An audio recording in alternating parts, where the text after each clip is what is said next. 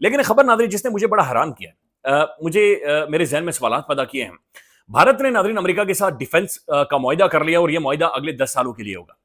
अंदाजा लगाए नादरीन के डिफेंस का मुआहदा भारत कर रहा है अगले 10 सालों के लिए अमेरिका के साथ। अब हकीकत बात यह नादरीन के इंडिया के अंदर बड़े पढ़े लिखे लोग हैं, वहां पर डेमोक्रेसी की बारह जड़ें मौजूद हैं, वहां पर मीडिया एक बहुत मैसिव वैसी मीडिया है, हजारों की तादाद में न्यूज चैनल्स हैं।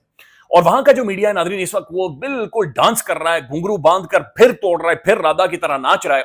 और जी हमारा डिफेंस मुआहदा हो गया, हम असला खरीदेंगे, हम हथियार खरीदेंगे, हम मंज कर देंगे, ऊंच कर देंगे।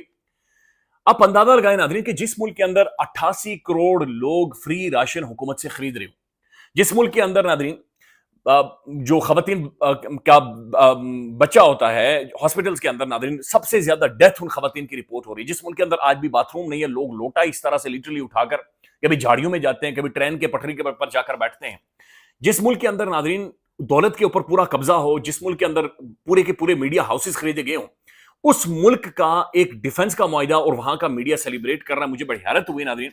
आज बात करेंगे इंडिया और अमेरिका के दरमियान डिफेंस जो डील हुई है, डिफेंस पैक्ट साइन किया गया है कुआलालंपुर मलेशिया में।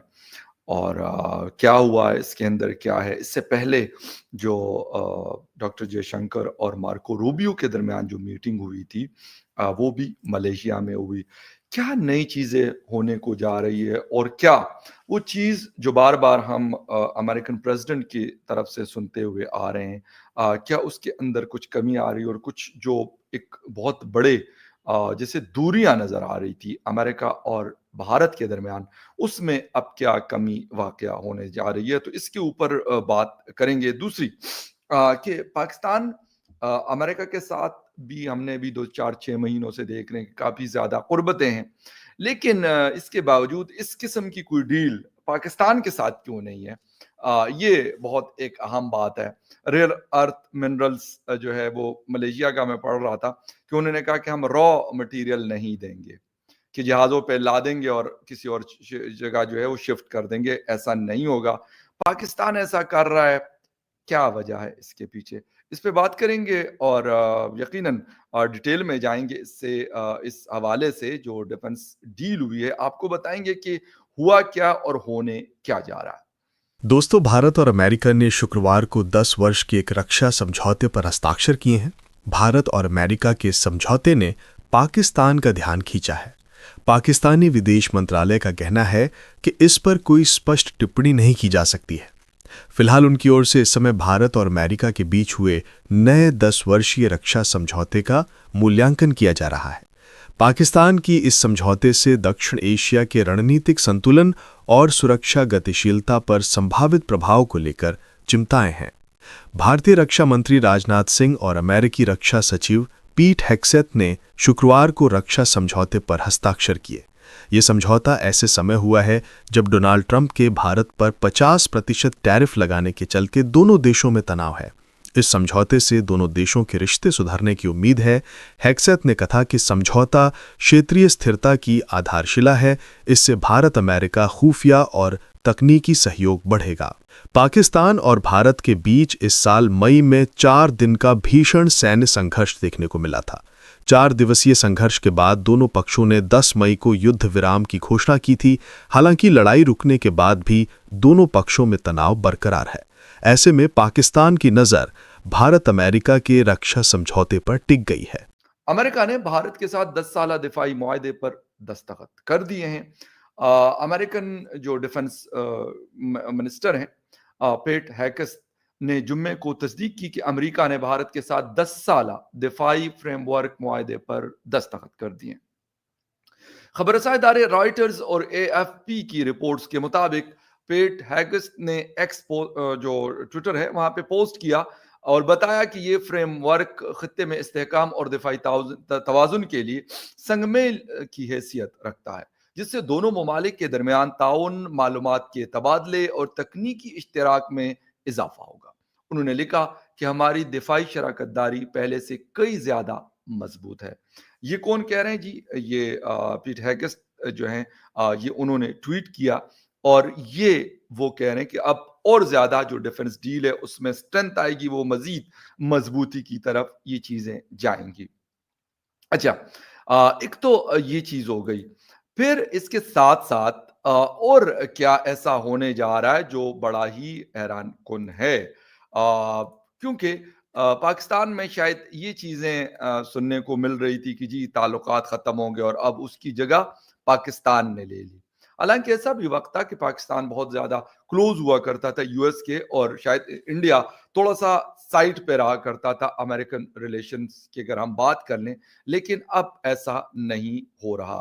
क्वाड मेंबर भी है, इसके साथ साथ क्वाड मेंबरशिप के साथ साथ जो है इस तरह के डिफेंस डील्स भी अमेरिका के इंडिया के साथ हो रहे हैं। रिसेंटली आपने देखा होगा कि राफाल के हवाले से एक प्रोग्राम किया था मैंने, उसमें मैंने बताया था कि जी राफाल जो है वो मिडिल ईस्ट कंट्रीज के पास है और वहां पर पाकिस्तानी और जो दूसरे पायलट्स हैं उसको वो जहाज वो उड़ा भी रहे हैं और वहां के जो पायलट्स हैं उनको सिखा भी रहे हैं। तो क्या इस डिफेंस डील के बाद जो अमेरिका के साथ हो रहा है, तो कोई ऐसी चीज जो अमेरिका गालिबन इजराइल के अलावा किसी और को नहीं देता, कुछ ऐसी मशीन्स, कुछ ऐसी मिलिट्री हार्डवेयर्स क्या वो हिंदुस्तान को मिल सकते हैं? तो ये मेरे ख्याल में बहुत अहम है, और पाकिस्तान के साथ ऐसी डील आज तक नहीं की गई। आप एक लम्हे के लिए सोचे ना नाज़रीन, पाकिस्तान हो गया, इंडिया होगा या अफगानिस्तान हो गया, हमारा सबसे बड़ा एक कॉमन मसला क्या है? हम सब के मसाइल मौजूद हैं, यानी हम सब एक दूसरे को, तो खैर हमारा हम सब के बस में हो तो हम एक दूसरे के बिल्कुल फाड़ कर फेंक दे एक दूसरे को। हम सब का कॉमन मसला है गुर्बत। अफगानिस्तान के अंदर रोटी नहीं मिल रही, पाकिस्तान में नाज़रीन हमें रोटी नहीं मिल रही, इंडिया के अंदर बिल्कुल तबाही इंडिया की भी भारत की वहां निकली हुई है। हम सब का एक कॉमन मसला है वो गुर्बत है। दूसरा हम सब का कॉमन मसला है टेररिज्म, यानी दहशतगर्दी और भूख नंग, ये हम सब का कॉमन मसला है। अब ये जो कॉमन मसाइल हैं इनको हल हम सब ने मिलकर करना है, यानी पाकिस्तान ने, अफगानिस्तान ने और इंडिया ने। लेकिन हम सब एक दूसरे के खिलाफ नाज़रीन हथियार भी खरीद रहे हैं, असला भी खरीद रहे हैं। भारत को $200 अरब इंडिया को उसे देने लगा है।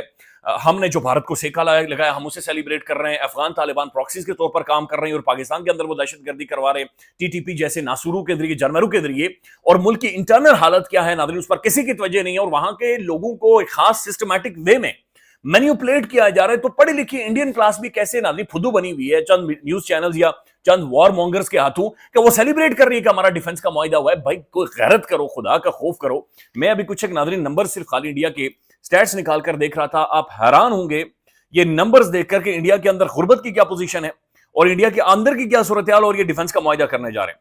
इंडिया नाज़रीन दुनिया की चौथी बड़ी इकोनॉमी, फोर्थ बड़ी इकोनॉमी है। इंडिया के अंदर नाज़रीन एक बंदा जो आम बंदा है, आम शहरी है, वो एक दिन में 63 रुपए टोटल कमाता है। सबसे ज्यादा जो लोअर मिडिल क्लास है नाज़रीन वो इंडिया के अंदर मौजूद है। अब इंडिया दुनिया की चौथी बड़ी ग्लोबल इकोनॉमी है, लेकिन इंडिया की जो टॉप 10% है, यानी जो ऊपर बैठे हुए ये अडानी शडानी और दूसरे तीसरे हैं, वो एक जिसने हाथियों का वो भी रखा हुआ है, ये नाज़रीन जो टॉप 10% है 77% ऑफ द टोटल नेशनल, यानी 10% लोगों के पास मुल्क की 77% 77% वेल्थ है। आप हैरान होंगे कि ये जानकर कि 73% of the wealth generated in 2017 went to the richest 1%। 70% जो इंडिया की दौलत है, उनके पास जो पैसा है रोकड़ा है, वो सिर्फ 1% के पास जाता है।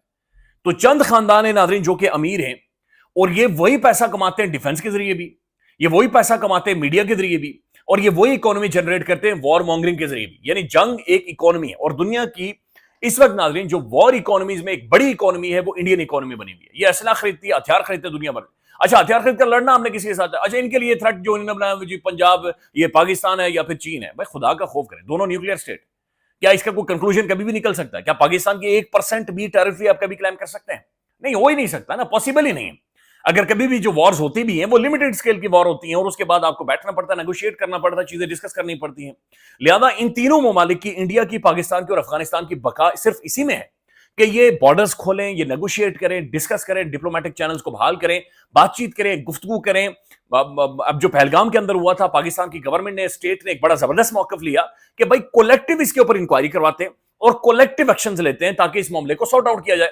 अब ये काम पाकिस्तान ये कर रहा है अफगानिस्तान के अंदर कि भाई टीटीपी के ऊपर एक ऐसा वेरीफाइबल मैकेनिज्म बनाते हैं कि कोलेक्टिव, यानी अफगानी भी मिले, पाकिस्तान भी मिले, कोलेक्टिव हम एक एफर्ट करते हैं ताकि दहशतगर्दी की इस लानत को खत्म किया जाए। लेकिन भारत के अंदर नाज़रीन चूंकि वो एक खास किस्म का की गवर्नमेंट है, खास किस्म की ज़हनियत है हिंदुत्व नजरिए की, और खास किस्म का मीडिया है जो लोगों को बिल्कुल उन्होंने ज़हनी तौर पर मफलूज किया हुआ है और असलहे पर असलहा, हथियारों पर हथियार खरीदे जा रहे हैं। दोस्तों, अमेरिकी रक्षा मंत्री हेग्सेथ ने कहा कि ये समझौता क्षेत्रीय स्थिरता और निवारण का आधार बनेगा।